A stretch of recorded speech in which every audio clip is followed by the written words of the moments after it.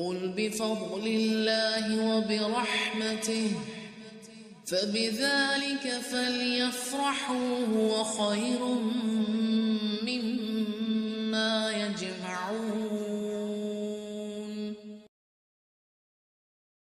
آگے صورت مطففین 83 نمبر کی صورت 36 ہے۔ مطفف کے لفظ میں کمی بیشی ہے۔ تطفیف جھوٹ بولنے کے لیے بھی آتا ہے، حقوق و فرائض میں کمی بیشی کے لیے بھی آتا ہے، اور ڈنڈی مارنا اس کا ایک معروف لفظ ہے۔ یہ ریڑھی والے اور ٹھیلوں والوں کی باتیں نہیں ہیں، یہ ہر رشتے میں ڈنڈی مچتی ہے۔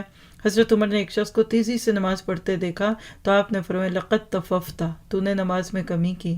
تو یہ چیزیں پڑھتے کر سنیے گا کہ آپ اور میں اللہ کے حق میں کہیں ڈنڈی تو نہیں مارتے۔ ویل للمطففین، بڑی خرابی ہے ناپ تول میں کمی کرنے والوں کی، کہ جب لوگوں سے ناپ کر لیتے ہیں تو پورا پورا لیتے ہیں، اور جب انہیں ناپ کر یا تول کر دیتے ہیں تو کم دیتے ہیں۔ کیا انہیں مرنے کے بعد اٹھنے کا خیال نہیں؟ اس عظیم دن کے لیے جس دن سب لوگ رب العالمین کے سامنے کھڑے ہوں گے۔ یقیناً بدکاروں کا اعمال نامہ سجین میں ہے، تجھے کیا معلوم سجین کیا ہے، کتاب مرقوم۔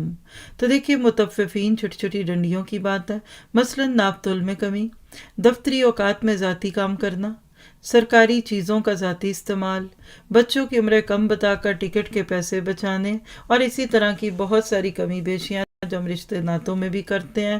اللہ کہتے ہیں کہ ان لوگوں کو یہ گمان نہیں کہ ان کو اٹھنا بھی ہے۔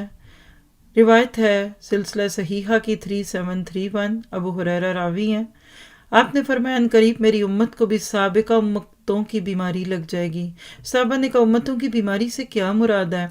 آپ نے فرمایا اترانا، تکبر کرنا، مال و دولت کی بغداد، دنیا میں مبالغہ اور فریب سے کام لینا، بغض کرنا، حسد کرنا، اور بغاوت اور ظلم کرنا۔ یہ ایک لمبی لسٹ ہے آپ کے میرے چیک پوائنٹ کی، کہ نام اعمال میں یہ ساری چیزیں لکھی گئیں تو کیا بنے گا، سوچنے کی بات ہے۔